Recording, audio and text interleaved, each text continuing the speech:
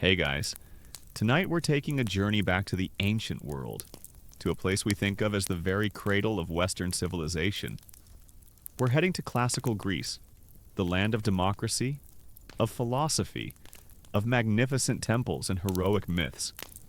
But we're going to be looking at this world from a perspective that is often left in the shadows. We're going to be stepping into the life of a woman in ancient Athens. We imagine the Greece of Socrates, of Pericles, of great art and intellectual freedom. But for half of its population, it was a world of profound confinement, of legal non-existence, and of a quiet, domestic, and deeply miserable servitude. And let's be perfectly honest, you, as a modern person, particularly a modern woman, would find this world to be an absolute, unendurable nightmare. You're radical. Modern ideas like the belief that you should be allowed to leave your own house, own property, or choose your own husband would be seen as a sign of dangerous madness, a catastrophic failure of your fundamental purpose in life, which was to be quiet, be invisible, and produce a male heir. You would not thrive. So, before you get comfortable, take a moment to like the video and subscribe, but only if you genuinely enjoy what I do here. Your support is the foundation that allows me to build these historical worlds for you. And it's always deeply appreciated, and as always, I'd love to see where you're all listening from tonight. Please post your city, country, and local time in the comments. It's always a joy to see our global community gathering for our nightly story. Now, dim the lights. Maybe turn on a fan for that soft background hum. And let's ease into tonight's journey together. Your story begins not with a cry of joy, but with a moment of tense, anxious calculation. You are born in the women's quarters, the gynoeceum, of a respectable citizen's household in 5th century Athens. Your birth is a purely female affair, a world of women. The midwife, the Maya, assisted by your mother's female slaves, has delivered you into the world. She cleans you, she inspects you, and then she announces the verdict to your waiting mother. It is a girl, the atmosphere in the room, which was filled with the pain and the effort of childbirth, now becomes quiet and subdued. A son would have been a cause for joyous celebration. A great and triumphant moment. A son would carry on the family name, inherit the family property, and one day become a voting citizen of the great city of Athens. A son is an asset. A son is a continuation of the lineage. You are a daughter, and a daughter is a burden. A beloved burden, perhaps, but a burden nonetheless. You cannot carry on the family name. You cannot inherit the property, and you come with a great and unavoidable future expense, a dowry. And so you must now face your first and most terrible trial. Your survival is not guaranteed. It is subject to the approval of your father. You are swaddled in a simple linen cloth, and you are carried from the shadowy, female world of the gynoeceum out into the bright, male world of the central courtyard, and you are presented to your father, the Kyrios, the undisputed master of this household. He is not legally obligated to keep you. This is a common, historical fact of your society. The father has the absolute legal right to decide whether to raise a newborn child or to expose it. He now looks down at you, his newborn daughter, and he performs a cold, hard, economic and social calculation. He already has 2 daughters. Can he afford a 3rd dowry without diminishing the inheritance of his precious sons? Are you healthy? Are you strong? Or are you a sickly, frail infant who will be a drain on the household's resources? He is not just your father, he is the manager of the family estate, the oikos, and his first duty is to its preservation. Your mother stands watching from a doorway, her face pale, her expression a mask of anxious submission. She has no say in this. Her opinion is not sought. Your entire existence now hangs in the balance, dependent on the quiet, internal calculus of the man who is looking down at you in ancient Athens. The gender reveal party is a very tense affair. If it's a boy, everyone cheers. If it's a girl, your dad does some quick mental math to see if he can afford your future wedding dowry. And there's a 50-50 chance you end up at the local adoption spot on the hillside. What happens if he rejects you? He will not kill you. Not directly. That would bring a kind of religious pollution, a miasma, upon the household. He will simply give a quiet order to a trusted slave. And you, a helpless, newborn infant, will be taken and left in a simple clay pot or a basket in a public place, usually on the slopes of a nearby hill or at the steps of a temple. This is the practice of infant exposure. The hope is that a childless family might find you and adopt you, but it is far more likely that you would be found by a slave dealer who would raise you not as a daughter, but as property, to be sold into a life of servitude or prostitution. And if no one finds you, you will die. Of cold, of hunger, of the wild dogs. This is the fate that you, as a newborn girl in this great and civilized city, are facing. Historians will one day debate how common this practice truly was. The literary sources, the plays of Euripides, the philosophy of Plato, all speak of it as a known and accepted, if tragic, part of life. But the archaeological evidence, the actual discovery of the bones of exposed infants, is very rare. Was it a real and common practice? Or a literary exaggeration? You do not know, you only know the cold. Appraising look in your father's eyes, but you are lucky. You are a strong and healthy child, and your father is a man of some means and perhaps some affection. He looks at you for a long time, and then he gives a slight, almost imperceptible nod. He reaches down and he lifts you up in his arms. He has accepted you. You are allowed to live. A few days later, your acceptance into the family is formalized with a ceremony called the amphidromia.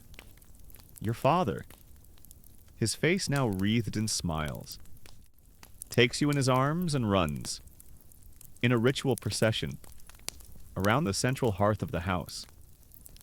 This act officially incorporates you into the oikos, the family unit. A feast is held. Your family and friends bring gifts. You are given your name. Congratulations! Your father has decided to keep you. Your family celebrates this with a ceremony that is basically a victory lap around the fireplace to celebrate the fact that you weren't left outside. You have survived your first and most dangerous trial, but the very existence of that trial has taught you the fundamental, disturbing truth of your world. You are here on sufferance. Your value is conditional. And your life, from its very first moments, is in the hands of the men who will rule it. You have been spared, but you have been spared for a life of confinement, of powerlessness, and of service to the men who will one day decide your fate all over again. Your childhood, a quiet, cloistered existence in the shadows of the women's quarters, is about to begin. You have been granted the gift of life. Your father has accepted you into his household, his oikos. You have survived your first and most perilous trial, but you now begin the long, quiet, and deeply confining journey that is the life of a respectable daughter in the city of Athens. Your world, which for your brother will expand to encompass the entire city, the bustling agora, the noisy gymnasium, the political debates of the Knicks will, for you, shrink to the confines of a few quiet rooms at the back of your father's house. You are about to enter the gymnasium, the women's quarters. It will be your school, your playground, and your prison. Your house, like all proper Athenian houses, is divided into two distinct zones. There is the andron, the men's quarter, a public space near the front of the house where your father entertains his male guests, where he holds his symposia, his drinking parties. This is a world you will almost never see. And then there is the gymnasium, a secluded set of rooms, often on the upper floor, accessible by a steep ladder-like staircase, This is the world of women. It is your world. It is a world of shadows and soft, diffused light. The windows are small, high up, and unglazed. Designed not for viewing the world outside, but for letting in a little air while preserving the modesty of the women within. The air is thick with the smells of wool, of olive oil used to soften the yarn, and of the sweet, fragrant smoke from the small incense burner that your mother keeps to honor the household goddesses. The sounds are the sounds of female industry, the low, constant hum of the spinning whirls, the rhythmic clack-clack-clack of the grate, upright loom, and the quiet, murmuring voices of your mother, your sisters, and the female slaves who are your only companions. This profound seclusion is a common historical fact of your time. For a respectable citizen's daughter and wife, her virtue, her sophronism, and by extension, the honor of her entire family, was directly proportional to her invisibility. A good woman, as the great statesman Pericles himself would say, was one whose name was never mentioned by men. For good or for ill, your life is a performance of this invisibility. You are to be a hidden treasure, your value preserved until the day it can be transferred to a husband. Your education begins here, and it has one. Single. All-consuming purpose to prepare you to be a successful wife and the manager of another man's household. Your brothers go off to the didascalion, the school where they will learn to read the great poets, to write, to study mathematics and philosophy. Your own education is entirely practical, taught at the hands of your mother. Your first and most important subject is the art of woolworking. It is the most virtuous of all female occupations. You are given your first distaff and spindle when you are barely old enough to walk. The distaff is a short stick, onto which a cloud of raw, cleaned wool is tied. The spindle is a smaller, weighted stick. You learn the ancient, difficult, and deeply meditative craft of spinning. You learn to draw out a small amount of the wool fibers with one hand, and with the other, to set the spindle spinning, its weight and motion twisting the loose fibers into a strong, continuous thread. It is a skill that takes years to master. At first, your thread is lumpy, uneven, and it constantly breaks. But under your mother's patient, critical eye, your fingers become more nimble. You learn to feel the right amount of tension, to produce a thread that is fine, strong, and even. You spend a significant portion of every single day of your childhood with a spindle in your hand. Spinning. Always spinning. When you have mastered the art of spinning, you graduate to the great, upright loom that stands in the corner of the gymnasium. This is not a simple machine.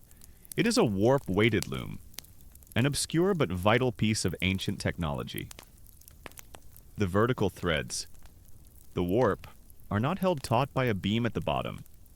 Instead, they are tied in small bunches to heavy, pyramidal clay or stone loom weights. Their weight pulling the threads straight. You learn the complex, rhythmic dance of weaving. You learn to pass the shuttle, carrying the weft thread between the warp threads. To beat the new thread firmly into place with a wooden comb. To change the colors to create a simple, geometric pattern. It is hot, tiring work, standing for hours before the great loom, your arms moving constantly, is as physically demanding as any man's work in the fields. Your education is very focused on practical skills. You're majoring in advanced wool spinning, with a minor in not being seen in public. It's a very prestigious curriculum that prepares you for a fulfilling life of staying indoors. Your other subjects are all related to the management of the household. The oikos. You learn from your mother how to manage the food stores, how to portion out the daily ration of barley and oil to the household slaves. You might be taught a rudimentary form of literacy and numeracy, just enough to be able to read a simple recipe, or to keep the household accounts, but not enough to read the great works of philosophy or poetry that your brothers are studying. That is the world of men. And it is not for you. Your childhood games are a rehearsal for your future life. You do not play with hoops or balls like your brothers.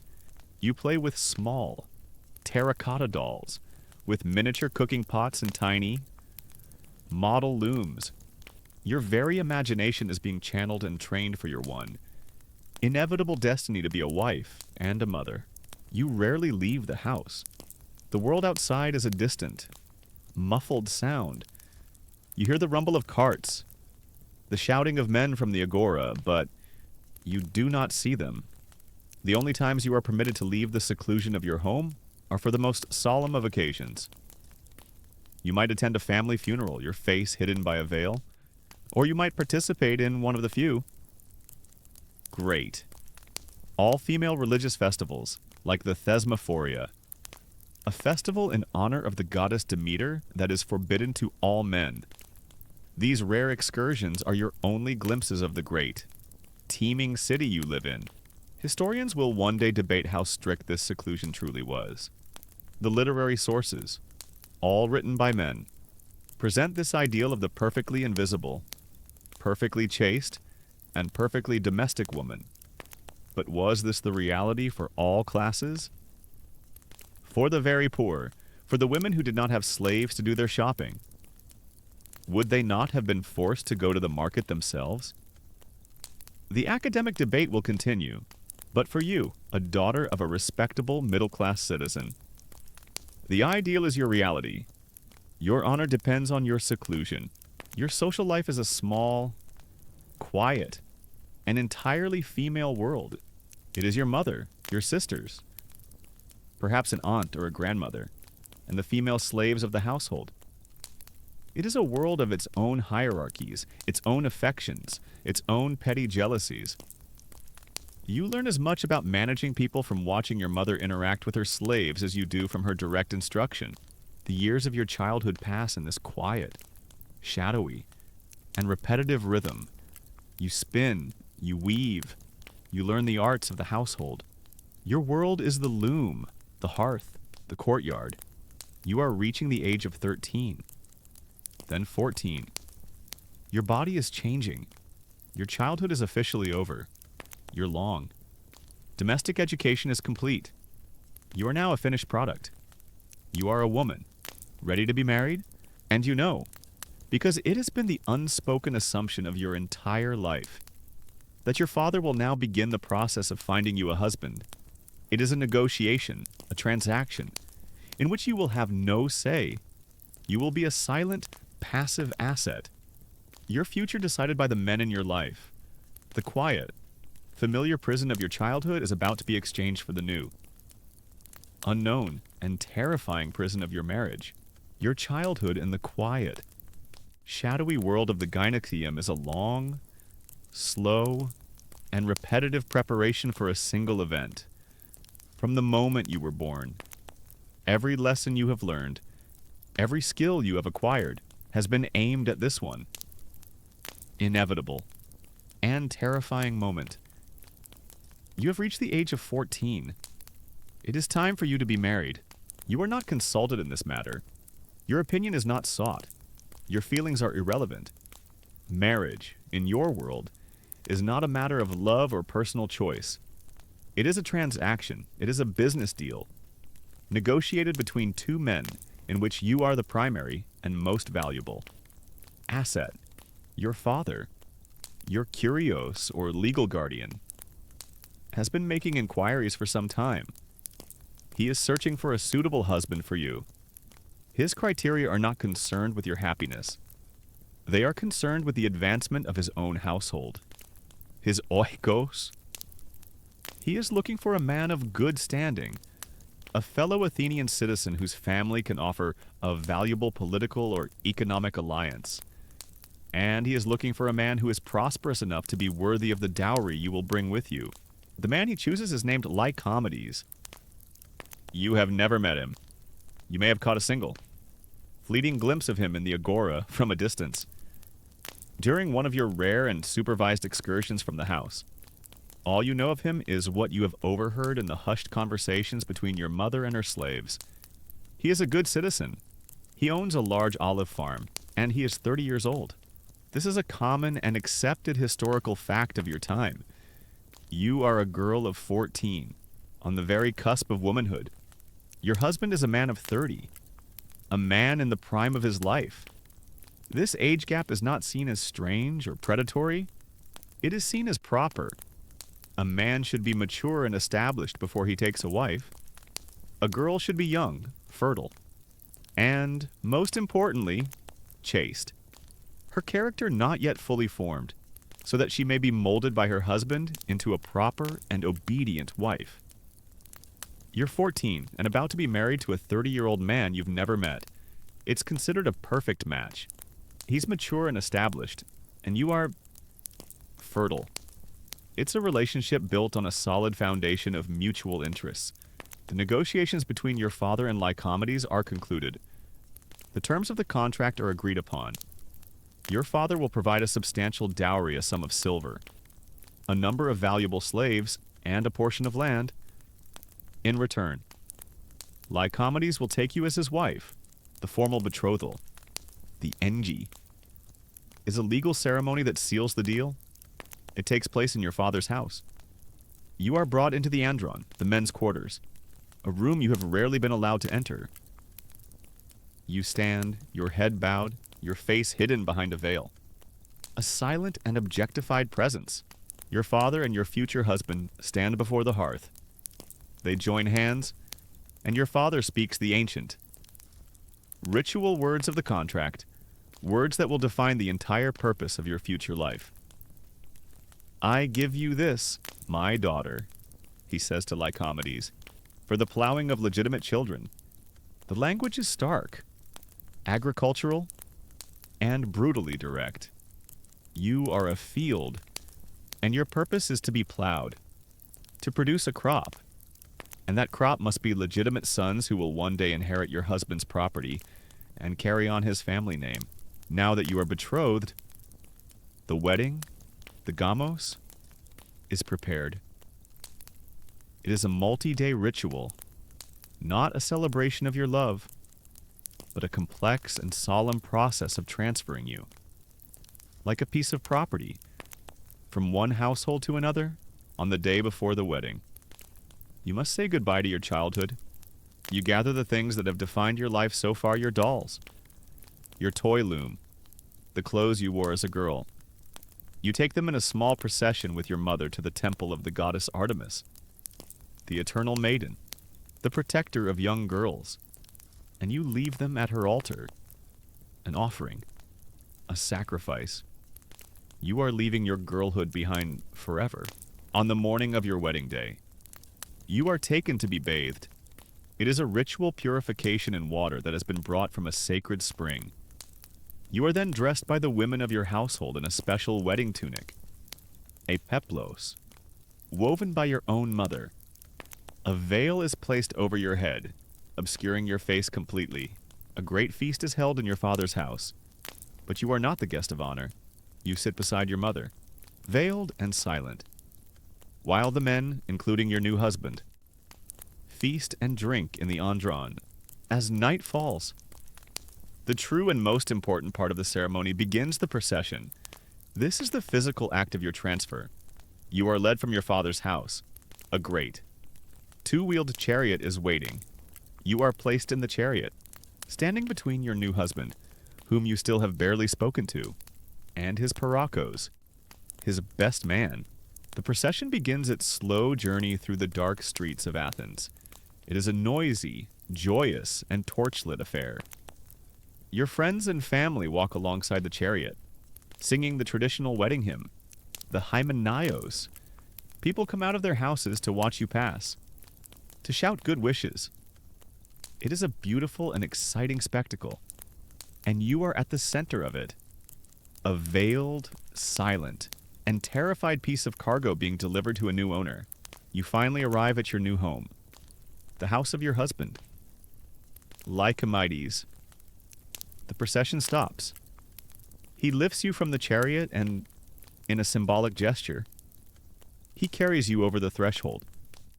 You have officially entered his oikos, his world, his control, You are greeted by your new mother-in-law, who offers you a piece of fruit, a quince, a symbol of your future fertility. You are led to the central hearth of the house, the sacred heart of your new family. And then, you are taken to the bridal chamber, the thalamus. You are left there. The door is closed, and you are alone.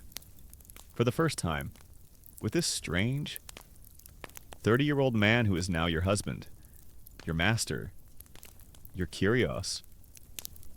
Outside the door, you can hear the faint, muffled sound of your friends and family singing the epithalamium, the traditional songs for the wedding night, a strange public serenade to your first private moments.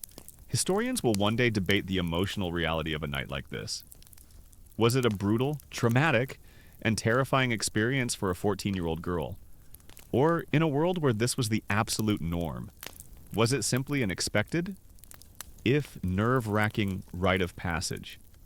The ancient texts, written by men, are largely silent on the bride's own experience. They are more concerned with the legalities of the contract and the importance of the dowry. You only know your own reality. You are in a strange room, in a strange house, with a man you do not know, and you are about to perform the first and most important duty for which you have been raised, for which you have been educated, for which you have been sold. You look at this stranger, and you understand that your entire future, your happiness, your safety, and your very survival are now completely and utterly in his hands. You have been successfully transferred. You are a wife. The strange, terrifying, and bewildering ritual of your wedding is over. You have been successfully transferred from the house of your father to the house of your husband. Lycomedes, a man who is still a stranger to you. You awaken on the first morning of your new life, and you learn that you have not been freed. You have simply been moved to a new and different kind of prison. Your new home, your oikos, is a large and prosperous one. It is built around a central, open-air courtyard, a style designed to keep the life of the family turned inwards, away from the public gaze of the street, and your life, more than anyone else's, will be lived inwards. Your husband, with a sense of formal duty, gives you a tour of your new domain. He shows you the kitchens, the well, the storerooms. He shows you the great upright loom, a finer and larger one than the one in your father's house, and he shows you your new quarters. The gynoeceum. It is a suite of rooms on the upper floor, at the back of the house, as far as possible from the front door and the prying eyes of the outside world. This is to be your world now. Its walls are the boundaries of your existence. This is the fundamental, disturbing fact of your new life as a respectable Athenian wife. You are to live a life of seclusion. It is called oikuria. Your honor, and more importantly, the honor of your husband, is dependent upon your invisibility. A good wife is a quiet wife, a wife who is neither seen nor heard in the world of men. Your home is now your workplace, your social sphere, and your cage. You quickly learn the new routine.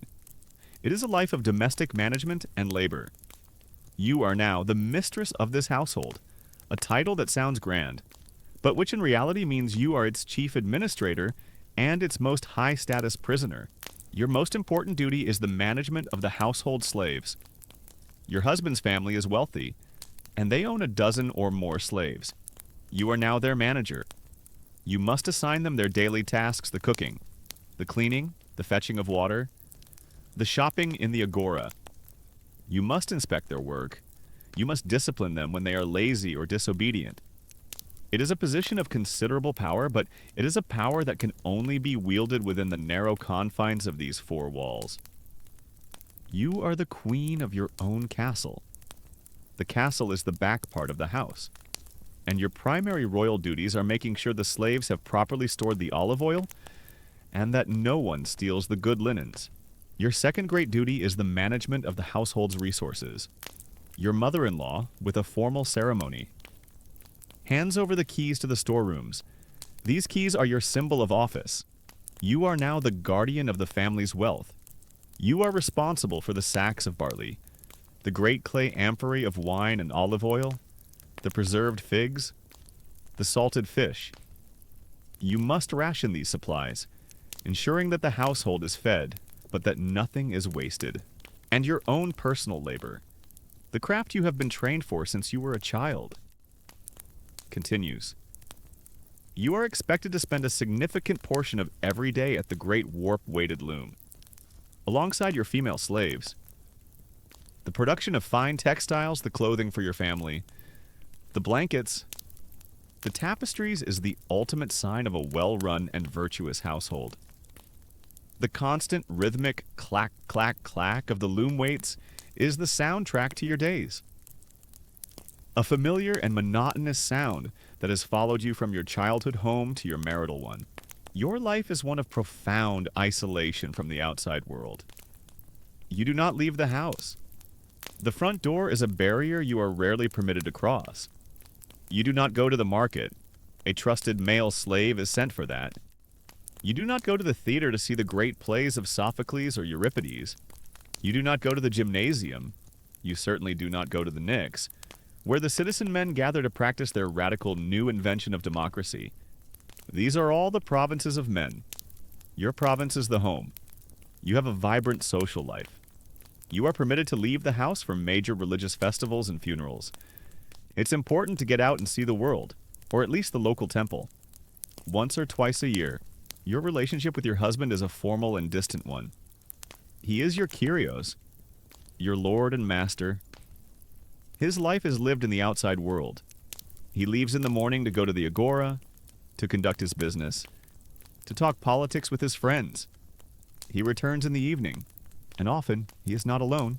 You remain in the gynoeceum while he entertains his friends in the andron. The men's dining room.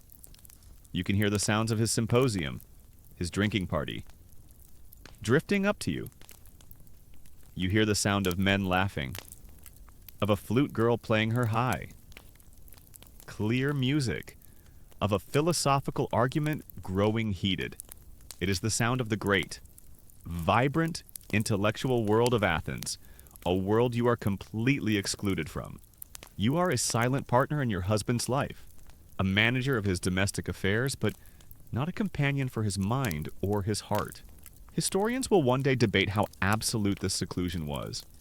The speeches of the great orators, all written by men, will paint a picture of a life of near total confinement for respectable women. But was this the reality for everyone, for the poorest families? The ones who could not afford slaves? Would a wife not have been required to help her husband in his shop, or to sell their produce in the market? Your life, the life of a woman of the prosperous citizen class, is the one that most closely adheres to this restrictive ideal.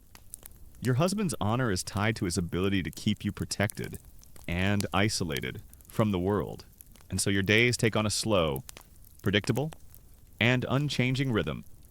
You wake. You manage the slaves. You work the loom. You manage the stores. You eat. You sleep. You have security. You have a respected position. You have food and shelter. But you have no freedom. Your world is a small, quiet, and deeply boring cage. But you know that your life, as monotonous as it is about to be focused on a new, all-consuming, and terrifying purpose. You have been married for the plowing of legitimate children. All of your work so far, the weaving. The managing is secondary to this one. Great. Biological imperative. Your value as a wife. Your standing in your new home. Your entire future now rests on your ability to perform one single vital function. You must produce a son. You are now the mistress of a new household, the despoina of your husband's oikos. But you know that this title, this position of seeming authority, is a fragile and conditional one. You have been brought into this house for one primary purpose, a purpose that was stated with a brutal, agricultural clarity in your own marriage contract. You are here for the plowing of legitimate children. And as the months turn into a year, the weight of this single, all-consuming duty begins to press down upon you. Your entire value as a wife, your security, and your standing in this new family. all depend on your ability to produce an heir. You must bear a son in the small, closed world of your home. This expectation is a constant, unspoken presence. You feel it in the watchful eyes of your mother-in-law. You hear it in the prayers your husband makes to the household gods. You know the immense importance of a son in your society. A son is the one who will inherit your husband's property, ensuring that the family's wealth and land, its oikos, remains within the lineage. A son is the one who will carry on the family name and perform the sacred rites for the ancestors. A son will one day become a voting citizen of Athens, a soldier in its phalanx. A son is a continuation. A daughter, as you have known from your own birth, is a liability, a temporary member of the household who will one day need a dowry and be transferred to another man's control. And so you pray. You pray to Hera, the goddess of marriage. You pray to Artemis, who now protects married women as she once protected you as a maiden. You pray for your womb to be opened, and you pray that the child it produces will be a male when you finally conceive. A quiet, cautious relief settles over the household, but it is only the beginning of a new and more intense period of anxiety. Now, you must simply wait and hope, and you must face the single most dangerous event in any Greek woman's life, the act of childbirth itself. This is a common historical fact of your world, in an age without modern medicine, without sanitation, without an understanding of germs. Childbirth is a life or death ordeal. More women in your city die in the birthing bed than men die in battle. It is your great personal war. A battle fought not with a spear and a shield, but with your own body. When your time comes, you are confined to the gynecium. The birth is an exclusively female event. Your husband is not present. It would be improper for him to witness such a thing. You are surrounded by the women of your household, your mother-in-law, your female slaves. And at the center of it all is the midwife, the Maya. She is an older woman, her knowledge based not on written texts, but on a lifetime of experience. A wisdom passed down through generations of women. The labor is long and agonizing. You are given sips of water and herbal concoctions meant to ease the pain. The women of the household offer encouragement and prayers to the goddesses of childbirth.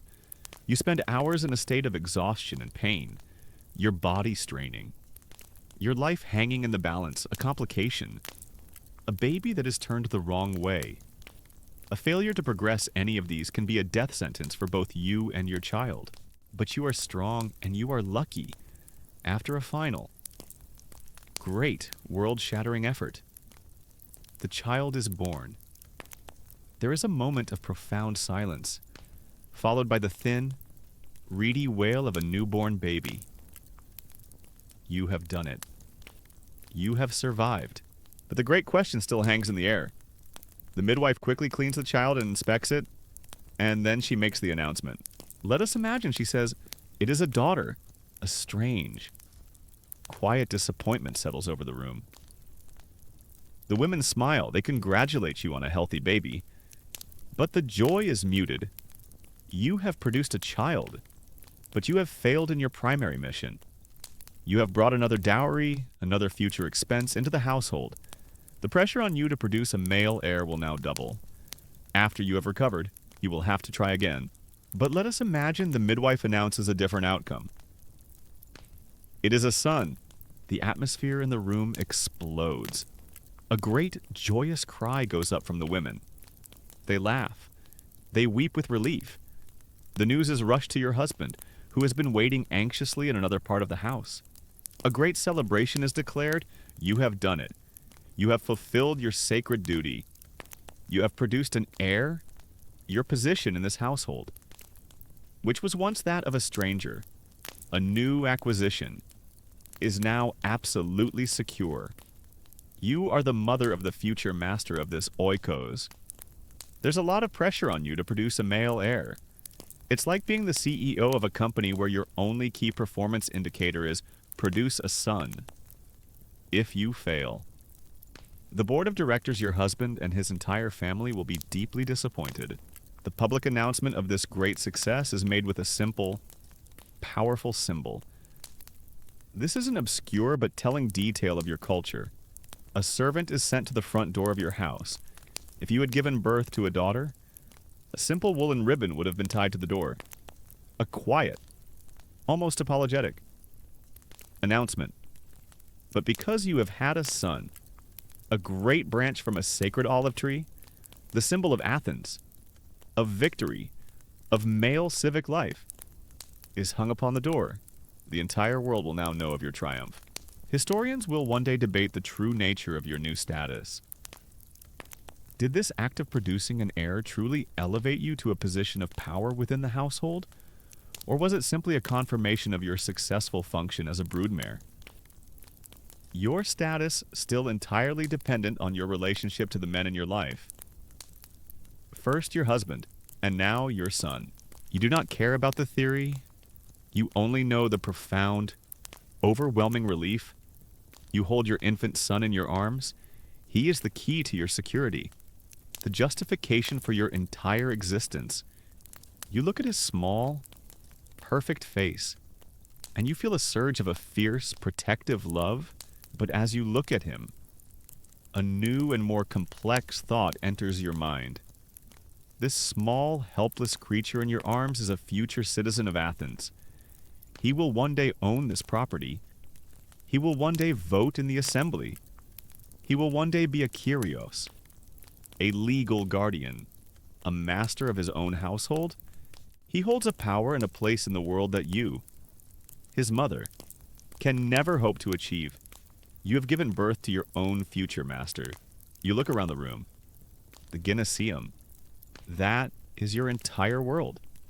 You have fulfilled your great purpose within it, and you realize, with a sudden, chilling clarity, that you are still a prisoner here. You are the honored mother of a future king. But you yourself are, and will always be, a subject, a woman with no legal voice, no property, and no rights of your own. You have done it. You have fulfilled your sacred biological duty. You have given your husband a son in the great patriarchal calculus of your society. You have finally proven your worth.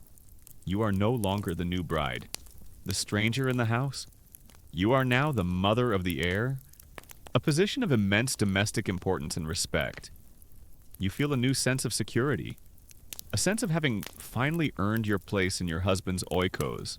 But as your son grows from an infant into a boy, and you begin to understand the world he will one day inherit, you are confronted with the stark, brutal, and inescapable truth of your own position within it. You have given birth to a future citizen, a future master, a future man of the law, and in doing so, you have only highlighted your own profound and permanent lack of any of those things. You are the mother of a man with rights, but you yourself have none. This is the next great, disturbing fact of your life. You are, in the eyes of the law of your great, democratic city of Athens, a non-person. You are a citizen by birth. Yes, but you are a citizen without any of the rights that define that status for a man. You live your entire life as a legal minor, perpetually under the guardianship of a man. You learn the name for this. It is the Kyrios. Every woman in Athens has a Kyrios, a male guardian or master who is her legal representative in all things. When you were a girl in your father's house, he was your Kyrios. He owned you. He was responsible for you. And he had the right to give you away in marriage, the day you were married. In the great torch-lit procession from his house to your husband's, you were not just moving from one home to another. You were being legally transferred from the authority of one Kyrios to another. Your husband, Lycomedes, is now your Kyrios. He is your master. He controls you. He is responsible for you. And he speaks for you in the world of men. And this state of legal dependency will never end. You watch your son grow. He is a boy of 10 now. and he is already beginning to study with a tutor, learning the laws and the philosophy that will one day make him a citizen. And you learn the final, most humiliating truth. If your husband were to die, you would not become free.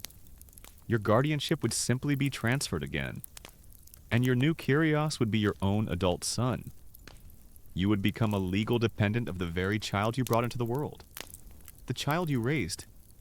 You are the mother of your own future legal master.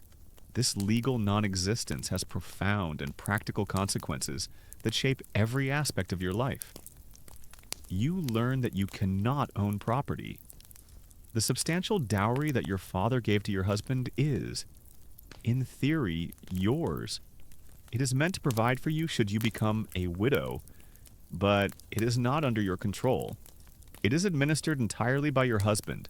He can use it, invest it, and profit from it. You are a citizen of the world's first democracy, which is very exciting. Your specific role in this democracy is to have no legal rights and to be legally classified as a dependent for your entire life. Just like a small child or a pet, you learn that you cannot enter into a contract. The law is very specific. A woman cannot make a contract for anything worth more than 1 medimnos of barley. It is a tiny amount, just enough grain to feed a family for about a week. This law effectively bars you from any participation in the city's economic life. You cannot buy or sell land. You cannot run a business. You cannot take out a loan. You experience the reality of this powerlessness firsthand. A dispute arises with a neighbor over the boundary of a small olive grove that was part of your dowry. You were raised on that land. You know its boundaries better than anyone. You know that the neighbor has moved the boundary stones to encroach on your property. But you can do nothing. You cannot go to the magistrate. You cannot file a complaint. You have no legal voice. You must go to your husband, your Kyrios, and you must explain the situation to him. You must convince him that an injustice has been done, and then he, and he alone, can bring the case before the court. You watch as he prepares for the legal dispute. He is a good man, but he is busy with his own affairs. He does not know the land as you do. You must try to explain the details to him, to arm him with the facts. But when he goes to the court, you cannot go with him. You must remain at home, in the Gymnasium, and wait. A helpless, silent, and invisible party in a dispute over your own property. The justice system is very fair. If someone wrongs you, you have the right to have your husband or your father go to court and complain about it on your behalf. It's a very direct and empowering process. And what if your father had died and left you as his only child? With no brothers. This is a situation that has befallen one of your cousins. She becomes what is known as an epikleros. This is an obscure but terrifying legal status. She does not inherit her father's land. Instead, she becomes a kind of human attachment to the land. She is the inheritance. The law dictates that her father's nearest male relative in this case. Her aging, already married uncle has the right and the obligation to marry her in order to keep the family property. The oikos. Within the male bloodline, her uncle will be forced to divorce his current wife in order to marry his own niece, a young girl he barely knows. She is not a person, she is a vessel, a prize that comes with the property. Historians will one day debate the lived reality of your situation. They will ask if the stark, brutal letter of the law was always enforced. Did women like you find clever, informal ways to exert influence, to manage their own affairs through the agency of their male relatives?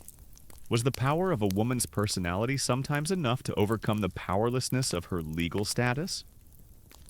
Perhaps, but the law is the great, unshakable foundation of your world, and it is a foundation that is built to hold you down. Your husband returns from the court. He has won the case. The boundary stones will be moved back. You feel a sense of relief, but it is a bitter, hollow victory. The decision was just, but you had no part in it. You were a passive object, a a topic of discussion for men in a public forum you are not allowed to enter. You look at your son as he practices his letters with his tutor. He is learning about the laws that will one day make him a master of his own destiny. And you look at your own hands, the hands that brought him into the world, the hands that work the loom and manage this great household, and you understand the ultimate, disturbing fact of your life. You are the mistress of this house. You are the mother of a future citizen. But in the eyes of the great, democratic, and enlightened city of Athens, you are a ghost. You are a legal nothing, a permanent child, whose life is a long, slow, and unending transfer from the control of one man to the next. You have fulfilled your great purpose. You have borne a son, a legitimate male heir to carry on your husband's name and to one day inherit his oikos. Your position in the household is now secure. You are the honored mother of the future master. You have, by all the standards of your society, achieved the pinnacle of female success, and yet you are more of a prisoner than ever before. Your husband, Lycomedes, having done his duty by you to produce an heir, now turns his attention to the other aspects of his life as a prosperous Athenian man, and you begin to learn the final, most humiliating, and most disturbing truth about your marriage. You are his wife, but you are not his companion. You are his partner in procreation, but not his partner in pleasure. Your husband's life is lived in the andron, the men's quarters, and in the great, public, male world of the city. Your life is lived in the gymnasium, the women's quarters, and the gulf between these two worlds is vast and unbridgeable. In the evenings, your husband hosts his symposia, his drinking parties. These are not simple, rowdy gatherings. They are a central pillar of Athenian social, political, and intellectual life. You remain in your quarters on the upper floor, and you can hear the sounds of his world drifting up to you. You hear the sounds of men's laughter, of philosophical debate, of political arguments, of the singing of poems. It is the sound of the life of the city, the sound of the democracy you are a part of but can never participate in. And you hear other sounds.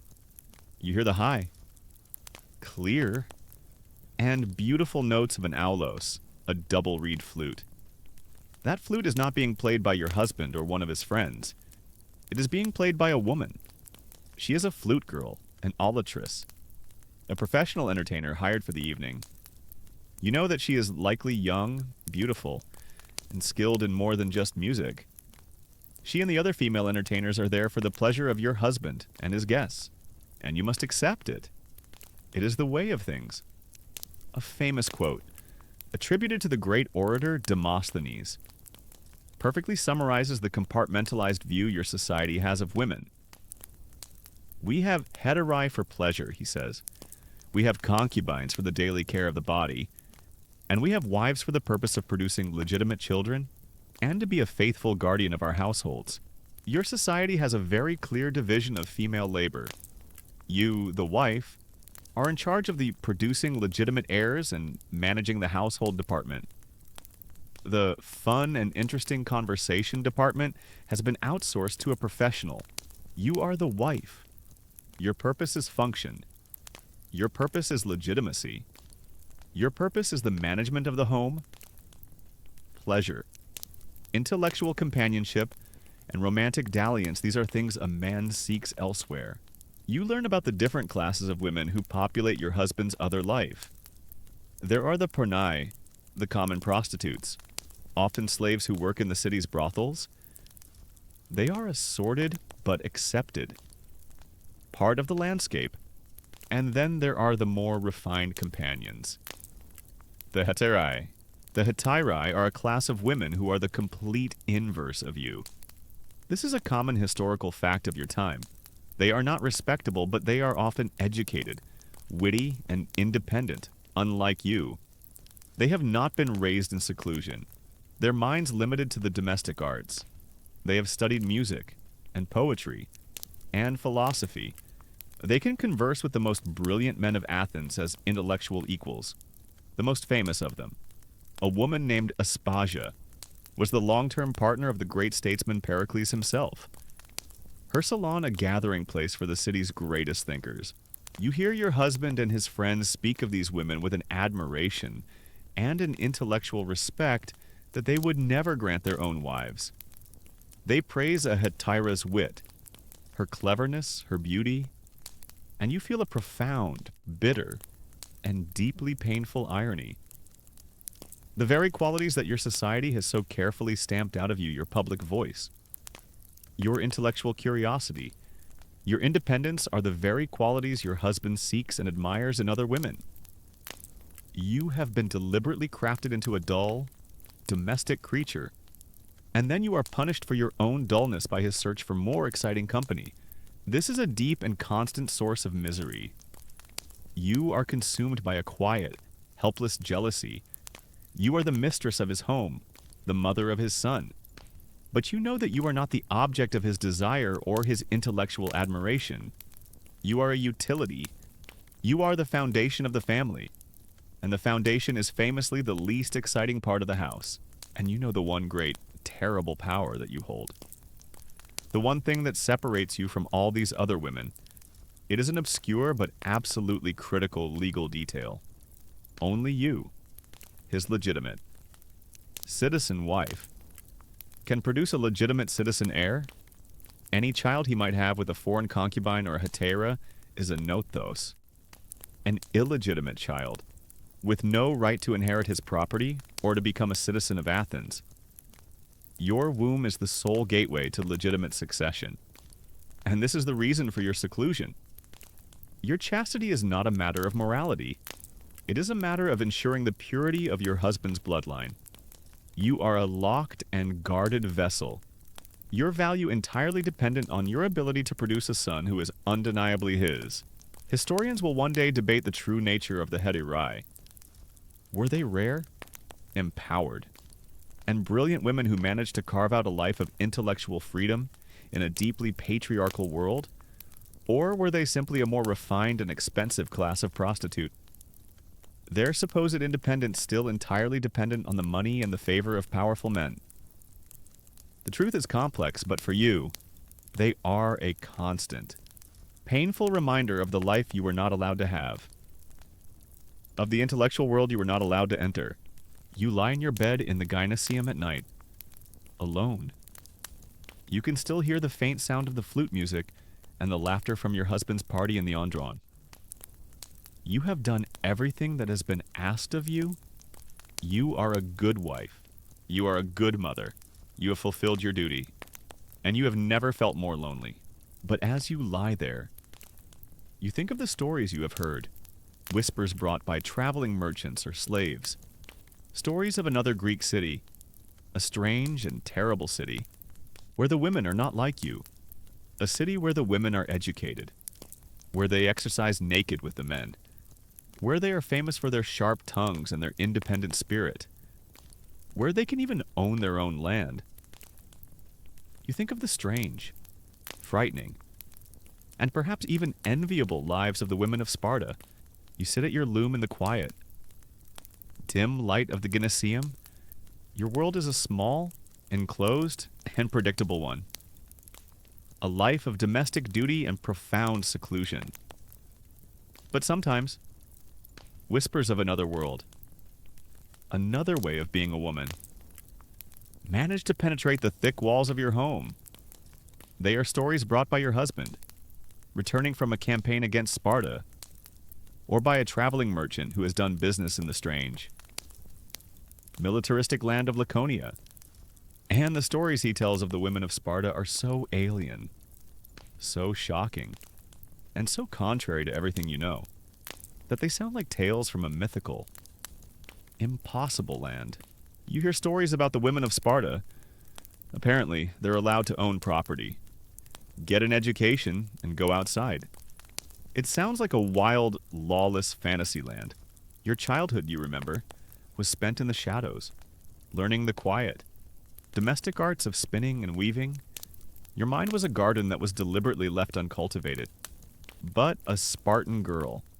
Your husband tells you with a mixture of disgust and estranged. Grudging respect. Receives a formal education from the state. She is taught to read and to write. She studies music and dance. She is encouraged to be witty and to speak her mind. And Spartan women are famous throughout Greece for their sharp, laconic tongues. Your body was trained to be graceful and demure. Your skin kept pale and protected from the sun. But a Spartan girl, you learn, spends her childhood in the gymnasium, exercising alongside the boys. She runs, she wrestles, she throws the discus and the javelin.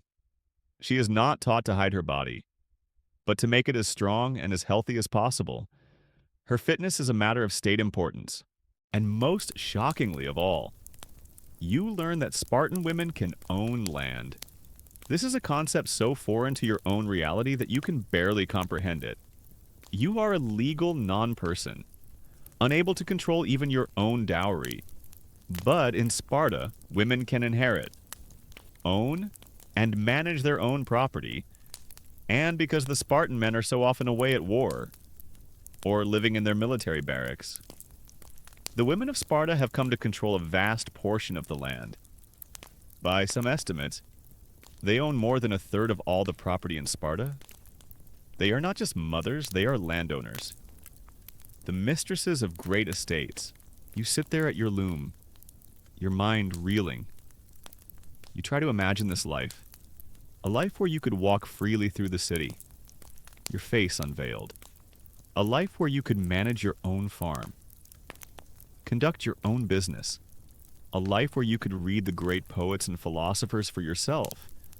A life of freedom, of agency, of power. It sounds like a paradise, but then you hear the rest of the story, and you begin to understand that the strange freedom of a Spartan woman is just a different, and perhaps even more terrible, kind of servitude. Why is a Spartan girl given an education so that she can be an intelligent and witty companion to her husband? No. She is educated so that she will be a worthy mother, capable of raising intelligent and disciplined sons for the state. Why is she trained to be an athlete, so that she can enjoy the strength and freedom of her own body? No. She is made strong for one reason and one reason only: eugenics. It is believed that strong mothers produce strong sons, and the Spartan state needs a constant supply of strong, healthy boys to feed into the brutal, unforgiving machine of the agoge. The Spartan woman's main job is to produce healthy babies for the army. Her life is dedicated to fitness and nutrition for this purpose. She's less a person and more a high-performance incubator for the Department of War. And why is she allowed to own property? So that she can be an independent economic actor? No. It is because the men are always gone. Her role is to be the placeholder, the steward of the land, the manager of the oikos that exist for the sole purpose of supporting a male warrior. Her economic power is not for her own benefit. It is for the benefit of the military state. Her entire life, you learn, is dedicated to this one. Single. All-consuming purpose, the production of soldiers.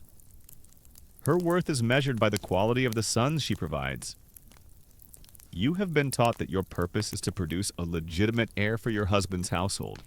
Her purpose is to produce a strong warrior for the state's army.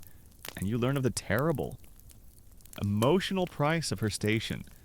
You are taught that the love of a mother for her child is a natural and holy thing.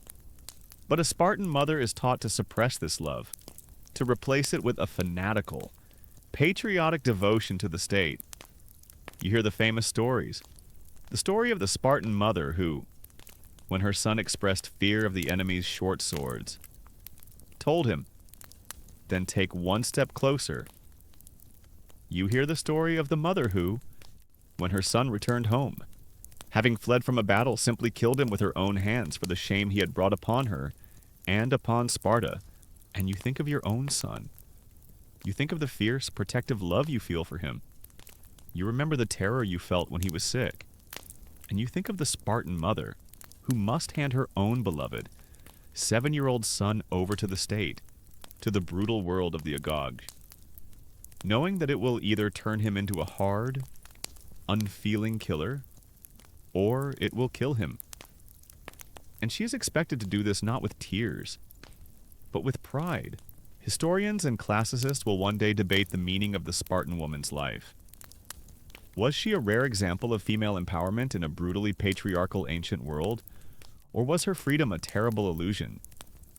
Her body and her life co-opted not by a single husband, but by the entire, totalitarian military state.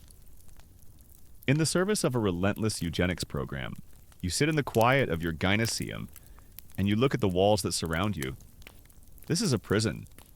You know that. A prison of quiet. Domestic servitude, but it is a prison that has allowed you to love your child, to care for him when he is sick, to watch him grow. The Spartan woman is free to walk in the sun, but her home is a barracks and her son is the property of the state. You are faced with a terrible and deeply miserable. Conclusion. Your life is a cage of private, domestic confinement. The Spartan woman's life is a cage of public. Civic duty? Both are prisons. Both are designed to serve the needs of men. There is no true freedom for a woman in your Greek world. There are only different kinds of cages. And so, with a weary sigh, you turn back to your loom. You pick up the shuttle, and you begin to weave. You return to the familiar, monotonous, and deeply circumscribed reality of your own life. It is a small, shadowed, and unfree life, but it is the only one you have. The loom falls silent, the great cycle of your domestic life, the rhythm of managing the household and raising your children, has reached its final. Somber stage, your husband, like comedies, the man you were married to as a girl of 14, the stranger who became the partner of your long life, has died. He was an old man, and his passing was a peaceful one. In his own bed, surrounded by his family, as the mistress of the house. You now take charge of the rituals of mourning. It is your final, great duty as his wife. You lead the women of the household in the traditional lament. You cut your own gray hair short. A sign of your grief, you dress in the dark, unadorned robes of a widow. You wash and prepare your husband's body for his journey into the underworld. For a few brief and tragic days, you are the central figure of the household, the matriarch, the leader of your family's grief. But the moment the funeral rites are over, the moment your husband's body has been laid to rest, your status changes in a way that is as swift as it is profound. You feel a sense of a new chapter beginning. You are a widow, a Kara. Your husband is gone. Surely now, after a lifetime of being under the authority of a man, you are finally your own mistress. You are free. You are wrong. This is perhaps the most miserable and most absurd of all the legal fictions that have governed your life. You do not gain freedom in widowhood, your legal guardianship. Your Kyria is not extinguished. It is simply transferred. You are sitting in the courtyard of your own home. The home you have managed for 40 years, and your son, your firstborn. The child you bore in agony and raised with love. A young man of 25 comes to you. He is now the head of the household. He has inherited all of his father's property. This house, the farm, the slaves, and he has inherited you. He is now your Kyrios, your legal guardian, your master. The good news is, your husband has died and you no longer have to answer to him. The bad news is, you now have to answer to your 20-year-old son, who you just last week told to clean his room. The power dynamic has shifted. This is the crushing, final irony of your life as an Athenian woman. You have been passed from the authority of your father to the authority of your husband, and now, in your old age, you have been passed into the authority of your own child. You are still a legal minor, a dependent in the eyes of the law.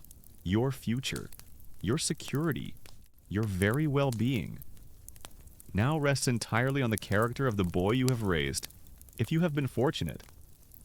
If you have raised a good and pious son who respects his mother, then your life may continue with a measure of comfort and dignity. You will be the respected dowager, the matriarch of the family, your advice sought, your position honored. You will wield a significant amount of informal domestic power. But if your son is cruel or greedy, or if his own young wife is jealous of your position in the household, your life can become a new and terrible kind of misery. He has complete legal control over you and over the dowry you brought into this family so many years ago. That dowry, which was meant to be your security in widowhood, is now legally a part of his own estate. He is its guardian, not you. He could choose to restrict your funds, to treat you as an unwanted burden, an old woman living on his charity in what was once your own home, and you would have no legal recourse. You cannot take your own son to court. You are his legal dependent. Even your future is not your own to decide. You may wish to live out your days as a respected widow in your son's home, but your son, your new Kyrios, may have other plans. He may decide that it is in his own best interest for you to remarry. Perhaps a political ally of his, an older, widowed man, is in need of a wife. A marriage between you and him would be a good way for your son to forge a new and powerful alliance.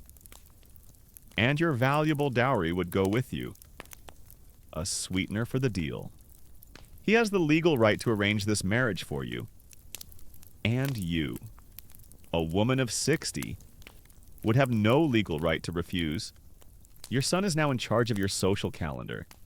If he decides you should get remarried to his friend Phidias, who needs the political connection and your dowry?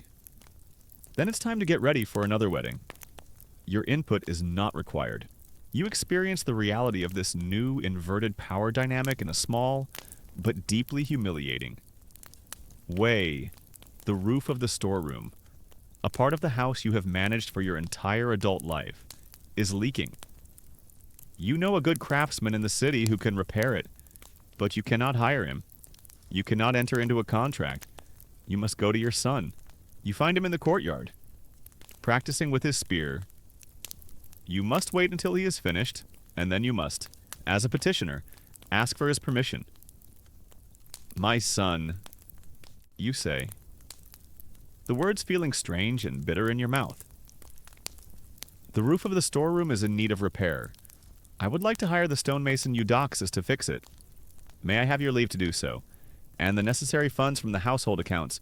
He listens, and then he nods. Of course, mother, he says, with a kind of youthful impatience. See to it, he has granted your request. He is a good son. But the very fact that you had to ask, that you had to receive his permission to manage a simple affair in the very household you have run for 40 years, is a profound and galling reminder of your true position. Historians will one day debate the emotional reality of this situation. Did the powerful cultural respect for one's mother in Greek society override the harsh letter of the law? Or was the law a true reflection of a power dynamic that placed even the most respected matriarch under the absolute authority of her son? You are living the answer. And the answer is that love and respect are a matter of personal character. But the law is a matter of absolute, unshakable power. You are a widow. You are the respected mother of the head of the household. But you are not free. You are still a woman. And in the great city of Athens, a woman is a creature who is to be guarded, to be controlled, to be passed from the hands of one master to the next. You look at your son, this man you brought into the world, and you see your own kind, familiar, and final Kyrios. Your life has been a long and quiet journey, but you now know, with a certainty that has the weight of a tombstone, that you will never, ever be your own mistress. Your husband is gone. Your long life as a wife is over. And your new, strange life as a widow under the legal authority of your own son has begun.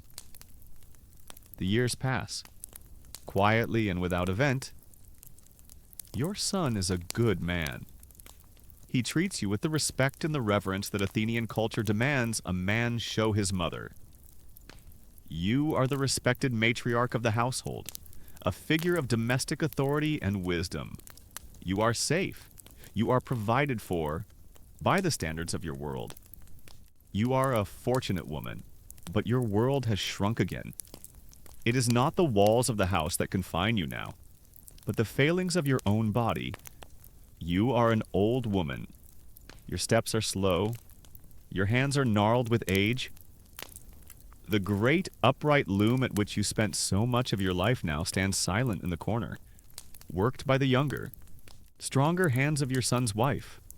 Your life of labor is over. Your days are now spent in a state of quiet. Sun-drenched reflection. You sit on a stool in the familiar, enclosed courtyard of your home. You watch the life of the household, the oikos you managed for so many decades, continue without you. You watch your daughter-in-law rationing the grain, just as you once did.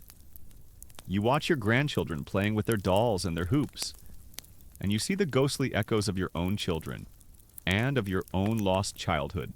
And in this final, quiet chapter of your life, you contemplate your legacy. What will you leave behind? What has your long, quiet, and confined life amounted to in the great public story of your city, the story that will be told by the historians and the poets? You will leave no trace at all. Your name will not be carved on any monument. You did not fight at Marathon. You did not cast a vote in the assembly that condemned Socrates. You did not write a great tragedy or a philosophical dialogue. You did not create one of the magnificent statues that adorns the Acropolis. In the official, male history of the glory of Athens, you are an anonymous ghost, a silent, unseen, and utterly forgotten figure. But you have a different kind of legacy, a quiet, domestic, and powerful one. You look at your son. He is a good citizen, a respected man in the city. You raised him. You taught him his first lessons of honor and of duty. You have produced a citizen for Athens. This was your great primary function, and you have fulfilled it. And you look at your daughters, and at your son's wife. You have passed on to them the great, unwritten knowledge of women. You have taught them the ancient and vital arts of the household, how to spin a fine, strong thread, how to weave a durable cloth, how to manage the slaves, how to heal a child's fever with a herbal tea. You are a single link in a long, unbroken, and unrecorded chain of female knowledge that is the true, hidden foundation of this entire city. This is the great paradox of your life. It is a common historical fact that the oikos, the household, was the fundamental, essential unit of your entire civilization. The stability of the city-state was seen as being utterly dependent on the stability and the good management of these individual households. And you, the silent, invisible, and powerless woman, were the manager of that essential space. You have performed a vital civic duty, a duty as important as any soldier's to... But for this, you will receive no public recognition, no honor, no name in the great histories. Historians will one day struggle with this silence. They will ask, how can we know the story of these women when they left no records of their own? They will have to hunt for clues in the margins of the world of men. They will find your story. Perhaps in the images painted on a funerary vase, a lekathos, they will see a quiet, domestic scene, a woman, her face serene, folding a piece of linen, an image of your quiet, unseen world, created by a male artist for a woman's grave. It is a beautiful, but profoundly sad, testament to a life lived entirely in the shadows. Your own life now draws to its quiet close. You die, as you have lived, in the gynaexium, in the world of women. Your death is not a public event.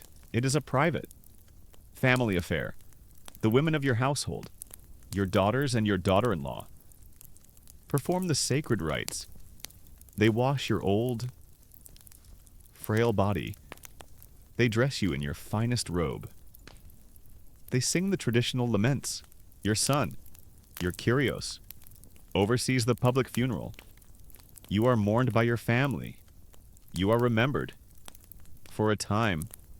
But your story, the story of your quiet joys, your secret sorrows, your long life of service and confinement, will not be passed down. It will fade. And it will be forgotten. Your life ends as it began, in the quiet, unseen, and unrecorded world of women. You are a daughter of Athens, a city that praised reason and freedom and the glory of the individual. And you have lived and died as a silent, anonymous, and unfree subject. Your entire existence a testament to the great, disturbing, and unspoken secret that lies at the very heart of the world's first democracy. And so, the life of the Athenian woman comes to its quiet and unremembered end. Let the image of her, a silent figure at her loom in a sun-drenched courtyard, begin to fade. Let the memory of her small, confined world, and her quiet, unheard story, recede into the gentle, respectful silence of the past. Her long journey through the shadows is over. And now, your own day is done. Bring your awareness back to the here and now, to the comfort and the freedom of your own life. You live in a world where your voice can be heard, where your story can be told, where your life is your own to shape. The quiet, profound freedoms that we so often take for granted are the very freedoms that the woman in our story could not have imagined. Let a feeling of peace and gratitude settle over you. The struggles of the past are just stories now. The walls of the Gymnasium have fallen. The silence has been broken. You are safe. And you are free. There are no more duties to be performed tonight. No more expectations to be met. Your only task now is to let go. Let go of the story. Let go of the day. And allow the quiet and the darkness to be a gentle, comforting blanket. Allow yourself to drift into a deep, untroubled, and truly peaceful rest.